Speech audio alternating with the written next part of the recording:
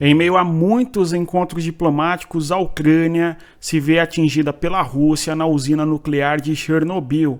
Ou seja, o governo ucraniano, Volodymyr Zelensky, se encontrou com o vice-presidente J.D. Vance dos Estados Unidos a fim de tratarem da guerra entre Rússia e Ucrânia.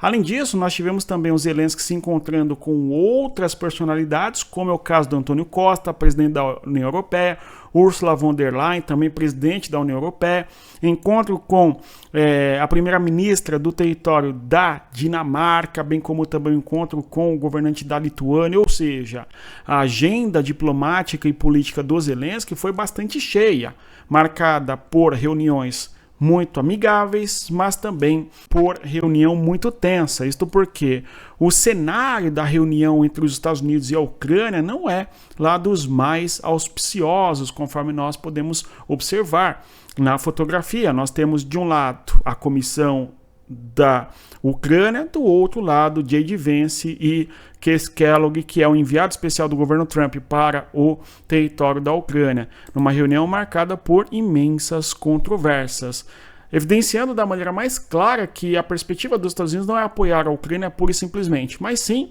ter acesso aos recursos minerais da Ucrânia, por um lado, ou eventualmente chegar a uma paz onde eventualmente a Ucrânia não conseguiria, o que o Zelensky bateu muito na tecla, a questão da paz justa e duradoura. Nós temos que hoje é dia 14 de fevereiro de 2024. Eu vou pedir a você que deixe o like, se inscreva no nosso canal, caso o nosso conteúdo aqui ajude você a compreender as questões da geopolítica. Então, nós temos ocorrendo hoje, 14 de fevereiro, a chamada Conferência de Segurança de Munique, no território da Alemanha. O objetivo, sobretudo ali, é discutir a questão da guerra entre Rússia e Ucrânia, bem como também outros assuntos da pauta diplomática, geopolítica e assim por diante. Em meio a tudo isso, nós tivemos, conforme menciono, a Rússia atacando o território ucraniano, a região de Chernobyl. Chernobyl é uma das usinas nucleares do território da Ucrânia. A Ucrânia é um país que tem grandes e importantes reservas de combustível para a produção de eletricidade nuclear. O Brasil, inclusive, tem grandes reservas também de urânio, dentro ali das 10 maiores, não é, reservas de urânio, o Brasil e a Ucrânia. No caso do Brasil, o urânio se concentra em regiões como Figueira, no Paraná, ou Santa Quitéria, no Ceará, ou ainda no sul de Minas, na região de Poços de Caldas. O Brasil tem grandes reservas de urânio, assim como a Ucrânia. Não por acaso, a Ucrânia dispõe, conforme nós sabemos, de pelo menos 5 plantas de usinas nucleares. Uma delas é Chernobyl, que fica ao norte, esta que foi atingida pela Rússia hoje, segundo o governo ucraniano, tá? Esta usina que é fechada em decorrência do acidente nuclear que ocorreu ali nos anos 80, 1986, vazando uma enorme radioatividade para países da Europa como um todo. Aliás, fica na região fronteiriça de Belarus, no norte do território da Ucrânia, conforme nós visualizamos aqui. Tal. Outras usinas nucleares eventuais da Ucrânia envolve uma também fechada atualmente, que é a usina mais ao sul, nesta região de Zaporizhzhia, conforme nós podemos observar aqui no mapa. Aliás, esta usina de Zaporizhzhia é uma das grandes regiões em disputas hoje no contexto da guerra entre Rússia e Ucrânia, mesmo porque a Rússia avançou na porção sudeste do território ucraniano, ocupando regiões em Kherson, Zaporizhzhia e, claro, uma disputa bem significativa na região da usina de Zaporizhzhia, conforme nós sabemos. As demais usinas nucleares ucranianas, como é o caso de Rivne e também Khmelnytskyi, que estão na região noroeste do território ucraniano, e esta da região sul, que é a usina sul da Ucrânia, todas elas produzindo energia nuclear a partir do enriquecimento do urânio, que a Ucrânia domina essa tecnologia. Aliás, no âmbito ali da União Soviética, a Ucrânia dispunha, conforme nós sabemos, já tratamos aqui também, de artefatos nucleares, denotando aí o grande desenvolvimento tecnológico da Ucrânia nesse quesito. Agora, a declaração do Zelensky a respeito de Chernobyl foi a seguinte, vejamos. Um drone de ataque russo com uma ogiva altamente explosiva atingiu o abrigo que protege o mundo da radiação da 4ª unidade de energia destruída da usina nuclear de Chernobyl esta noite. O que chama bastante atenção no discurso do Zelensky sobre o ocorrido é o Zelensky buscando envolver, de certa maneira, o mundo nessa questão da radiação, porque, segundo Zelensky, abrigo que protege o mundo, reiterando com vocês aqui, o abrigo que protege o mundo. Em outras palavras, o Zelensky está buscando trazer para si não é o apoio eventual dos demais países diante da Rússia e dos ataques que sofre da Rússia e assim por diante. Aliás, a gente pode até visualizar no próximo vídeo aqui, ó, de maneira parcial, não todo, claro, justamente o momento da explosão ali da usina, não da usina, né, mas das explosões de drones contra o território da usina nuclear de Chernobyl.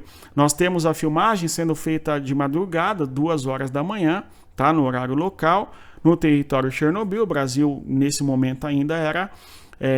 o Brasil tem uma diferença de 6 horas, né? Isso o fuso horário de Brasília, tá certo? No Brasil ainda era dia 13, não é? No Brasil era em torno de 8 horas da noite, lá 2 horas da manhã, tudo bem? Então, aqui nós vemos a foto, o vídeo no caso, da explosão. Nós vemos que é uma planta, de fato, industrial, né? Você tem ali a chaminés e tal, a planta, no caso, que nos remete à questão industrial de produtividade de eletricidade, no caso nuclear, tá certo? Planta nuclear, tudo bem?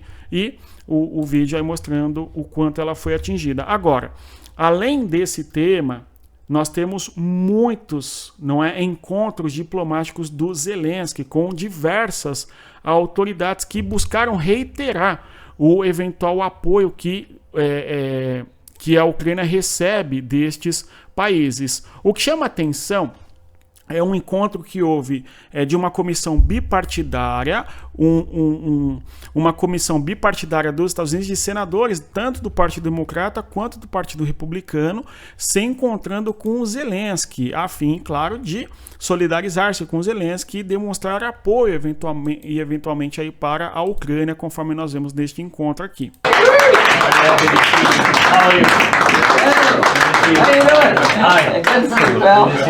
Thank you so much. Good to see you. You look good. How's it Yeah, going? really? You do? Yes. Hang in there. You're a lot of friends here. Então, conforme podemos observar, é uma recepção bastante acalorosa, não é? Bem festiva, inclusive, em receber o Zelensky, a comissão, eventualmente, do território ucraniano, e por parte dos políticos dos Estados Unidos, que estão ali tentando demonstrar apoio à Ucrânia. Agora, talvez numa linha um pouco diferente, vai o encontro do Zelensky com o J.D. Vance. O encontro do Zelensky envolve, com o J.D. Vance, uma situação muito tensa, tá? Além do encontro com os políticos dos Estados Unidos, o Zelensky se encontrou com a presidente da União Europeia, Ursula von der Leyen, e também o presidente da União Europeia, o Antônio Costa, conforme nós vamos visualizar no próximo vídeo. Tá? Ou seja, a agenda do Zelensky é bastante cheia. O objetivo do Zelensky é demonstrar, em termos diplomáticos, que tem um apoio considerável de países europeus, conforme nós podemos observar também da União Europeia. Vejamos. Here's my friend Antonio. Yes, yes. Yes.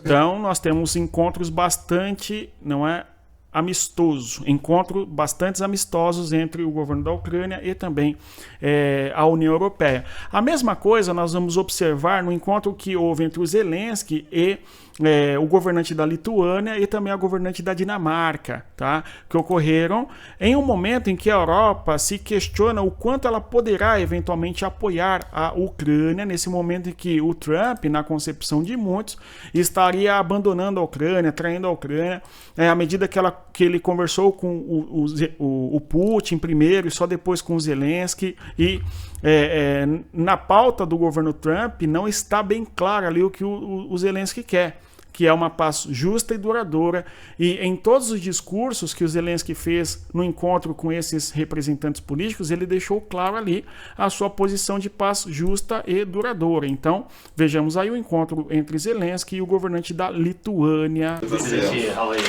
Thank you, fine. Working. Properly working. Yes. It's okay. President. The same way.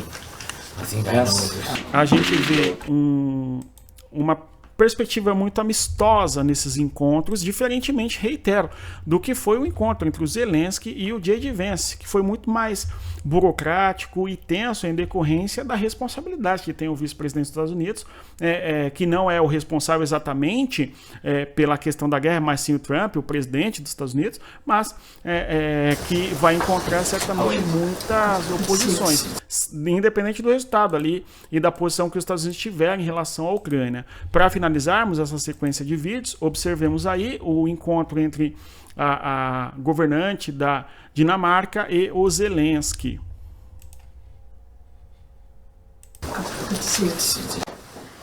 Danish model. The Danish model was born here in Denmark. Danish model was born 1 year ago and increased our production and possibility to save our life. Então a gente tem que, em termos diplomáticos, o Zelensky consegue costurar apoio de maneira bem significativa. Isso desde 2022, né, gente, quando começou a guerra. E agora vamos observar quais foram as declarações do Zelensky à medida em que ele se encontrava com esses governantes, tá? Bom, então quero destacar aqui com vocês o que o Zelensky disse no encontro com o J.D. Vance. Tive uma boa reunião com o vice-presidente dos Estados Unidos, J.D. Vance, e estou grato a ele e a toda a equipe pela discussão, que também inclui o secretário de Estado Marco Rubio, secretário dos Estados Unidos, e o enviado especial Keith Kellogg. A propósito, Keith Kellogg também se encontrou em Munique com o Andriy Yermak. Aqui nós vemos Keith Kellogg, que é o enviado especial do Trump para a Ucrânia, tá? E o Yermak, que é justamente o chefe de gabinete da presidência ucraniana, tudo bem? Então, encontro importante. E o Zelensky vai falar na sequência que espera receber justamente Keith Kellogg em seu território para deixar a par ali como que está o andamento da guerra e, eventualmente, para que o Keith Kellogg conheça a realidade a partir da Ucrânia. Bem, nossas equipes continuaram trabalhando no documento, abordamos muitas questões importantes e esperamos ter o general Kellogg na Ucrânia para novas reuniões e uma avaliação mais profunda da situação no terreno. Estamos prontos para avançar em direção a uma paz real e garantida o mais rapidamente possível. Ele fala que em paz real, tá? E garantida. Paz real e garantida. Essas três palavras têm que ser observadas com muita atenção porque diz respeito à posição da Ucrânia. Paz não é a paz a qualquer custo, é uma paz real, que nos demais discursos ele vai falar uma paz justa, tá? E garantida, que significa uma paz sob o guarda-chuva militar, ou seja, uma paz que dê para a Ucrânia uma segurança de que ela não será atacada no futuro. Em todos os discursos do encontro do Zelensky com esses governantes, esses líderes, ele fala sobre isso. No encontro com a primeira-ministra da Dinamarca, ele fala ali, né, o nome dela é Mette Frederiksen, e agradeceu-lhe pelo modelo dinamarquês de investimento direto na produção de defesa ucraniana, que foi implementado com sucesso durante um ano. Discutiram a coordenação de posições com os parceiros, a assistência à defesa, o combate à frota paralela russa e a forma de preservar a unidade europeia e alcançar, olha só vocês aqui, ó, uma paz justa e duradoura, através de esforços conjuntos. Quando nós temos o Zelensky e o seu encontro com Gitanas Nausėda, governante da Lituânia, o presidente da Lituânia, discutiram o apoio à defesa, em particular a defesa aérea, bem como a continuação dos investimentos na produção ucraniana de armas de longo alcance. Olha só, foi dada especial atenção à coordenação de esforços para desenvolver uma posição unificada da Ucrânia, Europa, Estados Unidos. Outro tema, a unificação eventualmente da Europa, Ucrânia e Estados Unidos, e as medidas que irão fortalecer o nosso Estado. Acabar com a guerra com uma paz justa e duradoura.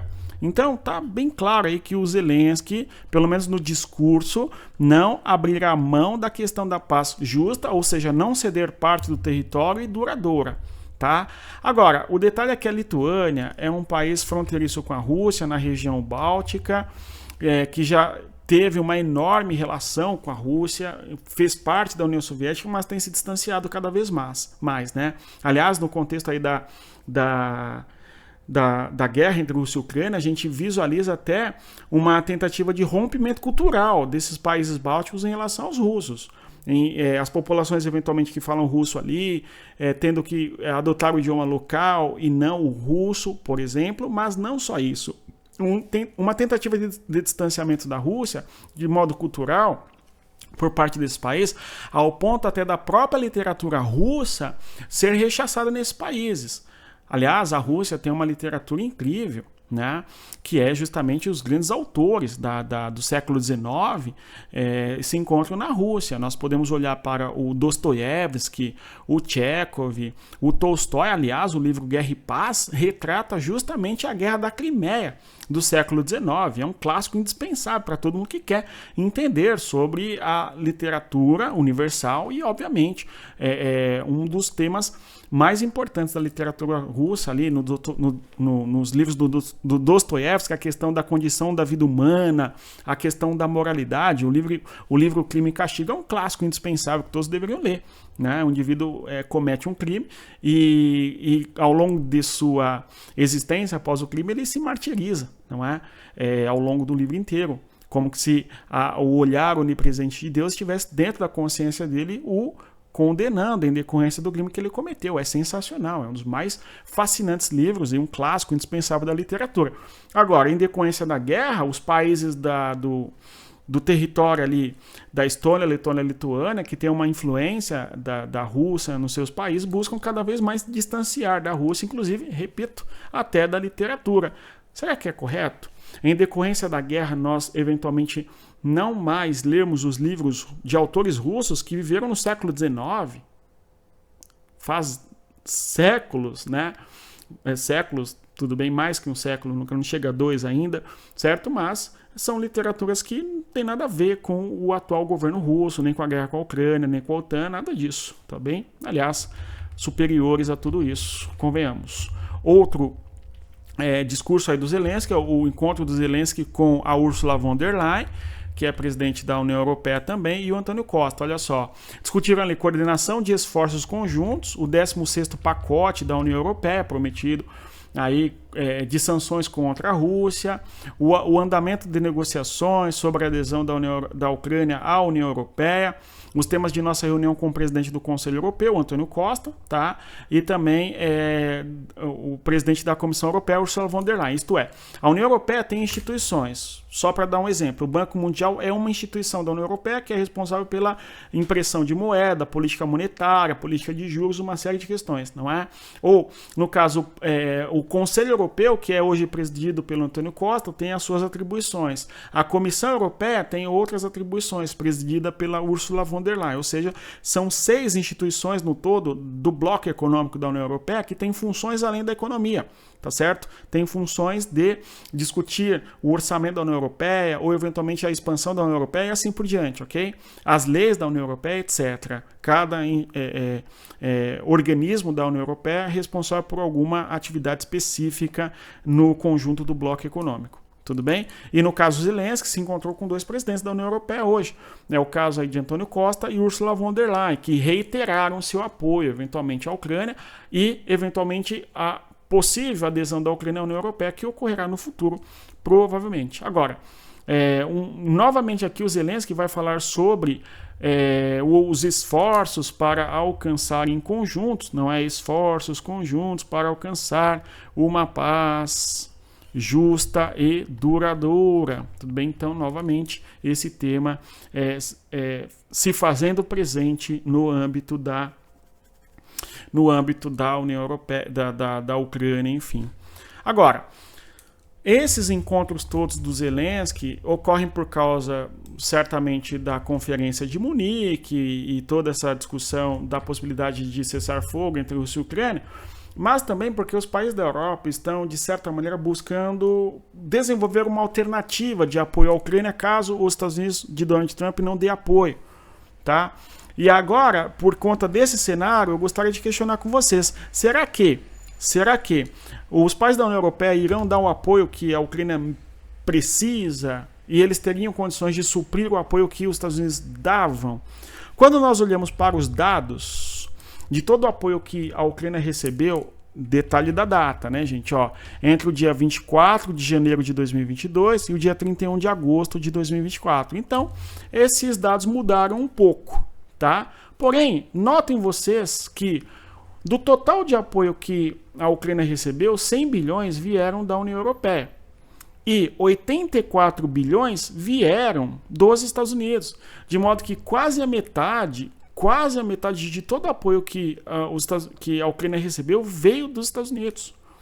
Tudo bem? 40% aí de todo o apoio que a Ucrânia recebeu quase é de origem norte-americana. E quando nós pegamos isoladamente, os Estados Unidos de longe é o que mais contribuiu, porque os Estados Unidos contribuiu com 84 bilhões de euros, no caso aqui, né? Euros, não dólares, tá bom?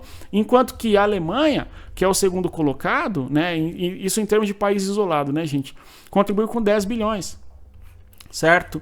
O Reino Unido com 9. O detalhe é a França. A França contribuiu menos do que a Polônia, que tem a economia mais fraca, do que a Holanda, do que a Dinamarca, que são países na Europa que têm economias mais fracas, menores do que a economia francesa. Então, pera lá, será que os países europeus estarão realmente comprometidos em apoiar a Ucrânia, caso os Estados Unidos resolvam não apoiar mais a Ucrânia e tal? Né? Fica aí a grande questão. Pelo menos em termos diplomáticos e políticos, eles declaram isso. Na prática, será que assim farão? Ficam aqui os questionamentos. Pessoal, se você chegou até aqui, eu agradeço a presença. Reitero mais uma vez a você que deixa o like, se inscreva, divulgue o nosso conteúdo para as pessoas que gostam de geopolítica e assim por diante, tá? Bons estudos, respeito a geografia, até mais. Tchau, pessoal.